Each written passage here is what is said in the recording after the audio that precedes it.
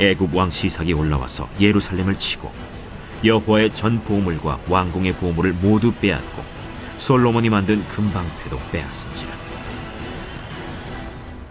르호보암 왕이 그 대신에 노스로 방패를 만들어 국문을 지키는 경호 책임자들의 손에 맡김에 왕이 여호와의 전에 들어갈 때마다 경호하는 자가 그 방패를 들고 갔다가 경호실로 도로 가져갔더라. 르호보암이 스스로 겸비하였고 유다의 선한 일도 있으므로 여호와께서 노를 돌이키사 다 멸하지 아니하셨더라. 르호보암 왕은 예루살렘에서 스스로 세력을 굳게 하여 다스리니라. 르호보암이 왕위에 오를 때 나이가 41세라. 예루살렘 곧 여호와께서 이스라엘의 모든 지파 중에서 택하여 그의 이름을 두신 성에서 17년 동안 다스리니라. 르호보암의 어머니의 이름은 나아마요 암몬 여인이더라. 르호보암이 악을 행하였으니 이는 그가 여호와를 구하는 마음을 굳게 하지 아니함이었더라. 르호보암의 처음부터 끝까지의 행적은 선지자 스마야와 선견자 id도의 족보책에 기록되지 아니하였느냐. 르호보암과 여로보암 사이에 항상 전쟁이 있으니라. 르호보암이 그의 조상들과 함께 누움에 다윗성에 장사되고 그의 아들 아비야가 그를 대신하여 왕이 되니라. 안녕하십니까, 사랑하는 큰숲교회 가족 여러분. 4월 32일 큰숲 매일 말씀 시작하겠습니다. 오늘 본문은 역대하 12장 9절부터 16절까지의 말씀입니다. 오늘 본문은 여로보암의 마지막, 여로보암이 죽는, 또 여로보암이 나라를 빼앗기는 그러한 장면이 나오는데요. 이 본문을 얘기하려면 어제 본문을 이야기하지 않을 수 없기에 어제 본문도 잠깐 살펴보도록 하겠습니다. 어제 본문에 보시면, 어제 본문 역대하 12장 1절부터 8절까지의 말씀에 보시면 제가 요약해 드리겠습니다. 르호보암의 나라가 견고하고 세력이 강해짐에 그가 여호와의 율법을 버리니 온 이스라엘이 본받은지라. 나라가 강력해졌습니다. 사실 그 수요일 새벽기도나 수요일 매일 말씀 들으신 분은 알겠지만 이 여호와, 이스라엘의 하나님 여호와를 찾는 자들이 이 르호보암을 도왔기에 그 나라가 강성해졌다라고 얘기하였죠. 하지만 이 르호보암이 자신의 나라가 세력이 커짐으로 통하여서 그 세력과 그 권력에 의지하게 되었습니다. 그러니 점점 여호와를 찾는 자들을 배척하게 되고 또한 여호와의 율법을 버리게 되는 것이죠. 제가 좋아하는 목사님께서 이런 말씀을 많이 해주셨습니다. 등 따시고 배부를 때 기도해야 한다. 등 따시고 배부르면 이것이 나의 능력과 나의 힘으로 된 줄 알도록 착각하면 안 된다라고 하신 말씀이 기억이 났습니다. 그래서 온 이스라엘이 왕을 본받아서 여호와의 율법을 버립니다. 그래서 하나님께서 이 애굽 왕 시삭을 통하여서 이스라엘을 치려고 합니다. 그때 선지자 스마야가 르호보암과 방백들에게 나아가서 너희가 나를 버렸으므로 나도 너희를 버린다. 그래서 내가 너희를 시삭의 손에 넘기겠노라 라는 하나님의 말씀을 전하자마자 이스라엘 왕과 방백들이 스스로 스스로 회개하고 여호와는 의로우시다 라고 고백하면서 회개하는 장면이 나오죠. 그래서 하나님이 이 회개의 진실성을 보시고, 그래, 내가 멸하지 아니하고 조금만 구원하겠다. 내가 시삭의 종이 되게 하여서 그들이 나를 섬기는 것과 세상을 섬기는 것이 어떠한 것인지 알게 하리라 라고 하는 것이 어제의 본문입니다. 참 무섭죠. 하나님을 섬기는지 세상을 섬기는지 그게 어떤 의미인지 알게 하겠다라고 하는 하나님의 말씀이 이 역대하 전체를 요약하는 말씀이 아닌가 한번 생각해 봅니다. 르호보암도 그렇죠. 자신의 나라가 강성해지고 나라가 커지는 것을 의지하였냐, 하나님을 의지하였냐, 나아가 애굽이라는 강대국을 의지하는지 또 하나님을 의지하는지, 그것이 판가름 나고 그것이 결과로서 그것을 입증할 수 있다는 것이죠. 과연 내가 어디를 의지했는지.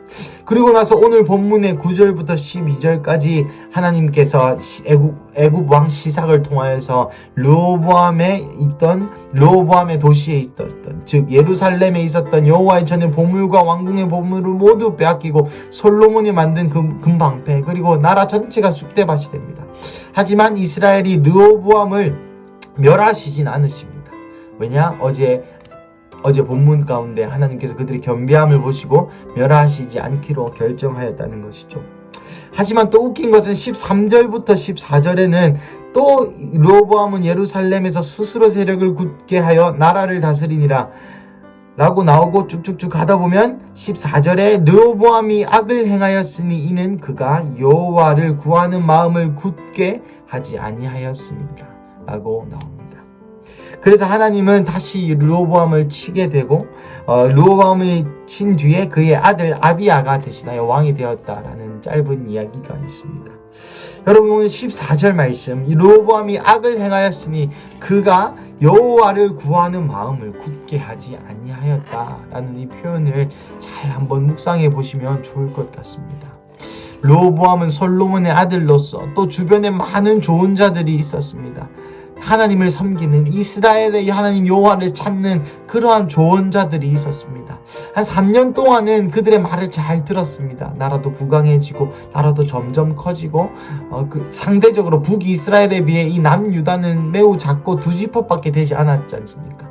그래서 상대적으로 자꾸 불안한 입지에 있었는데 하나님의 말씀을 점점 따라가다 보니까 굉장히 나라가 강성해지고 거대해졌습니다. 하지만 이때에 하나님께서 시험을 치시죠. 네가 과연 이 나라의 힘, 이 세력과 권력을 의지하느냐, 나를 의지하느냐. 그럴 때 여로보암이 여호와를 구하는 마음을 굳게 하지 않았다고 합니다.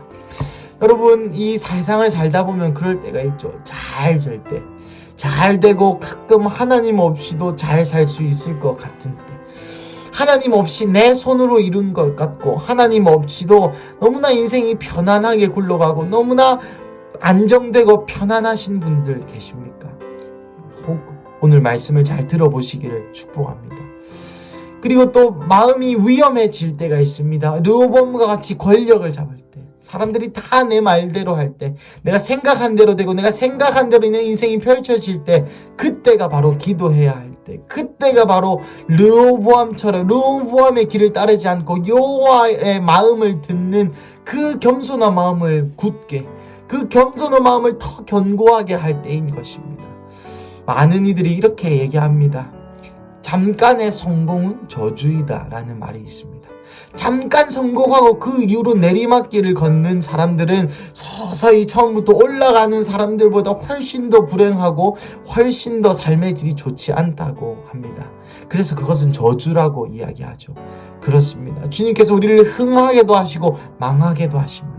우리의 삶의 승망성쇠가 어디 있습니까? 우리의 삶의 목적이 무엇입니까? 잘 되는 것입니까? 돈을 많이 벌어서 헌금을 많이 하는 일입니까? 예, 물론 좋은 일입니다. 내 사업이 잘 되는 일입니까? 내 사업이 잘 돼서 하나님의 영광을 높여드리는 일입니까?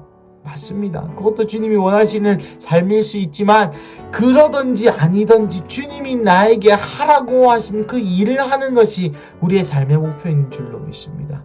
그래서 혹 하나님께서 여러분 가운데 순교의 영을 허락하신다면, 하나님께서 여러분 가운데 정말 처절한 삶을 살기를 원하신다면 우리에게 사업의 성공은 저주와 같은 것이죠. 반면에 하나님께서 우리 가운데 하라고 하신 일을 한다면 내 삶이 비록 비루하고 처절하고 못살고 가난하고 비루할지라도 그것은 성공한 인생인 것입니다. 예수님을 보십시오. 이 세상에서의 예수님의 삶이 세상적인 관점으로 가히 성공했다고 말할 수 있겠습니까? 유대인으로 왕으로 오셔서 유대인들에게 배신당하시고 유대인들의 손에 넘겨져서 배신당하고 죽은 한 사람의 이야기가 여러분 성공이라고 느껴지십니까? 하지만 우리는 예수님의 삶을 본받는다고 고백하죠. 왜 그렇습니까? 주님께서, 아버지께서 예수님께 하라고 하신 바로 그 일을 이루어서 하나님을 영화롭게 하였기 때문입니다.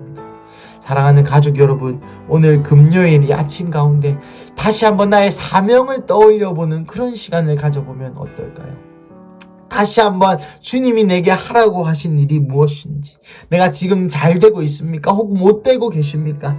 여호와를 구하는 마음을 달라고 다시 한번 기도하시고, 여호와를 구하는 마음, 여호와의 말씀을 듣는 마음을 듣는 하나님의 목소리를 통하여서 하나님, 내 삶의 목적이 어디 있습니까? 내 삶의 사명이 무엇입니까?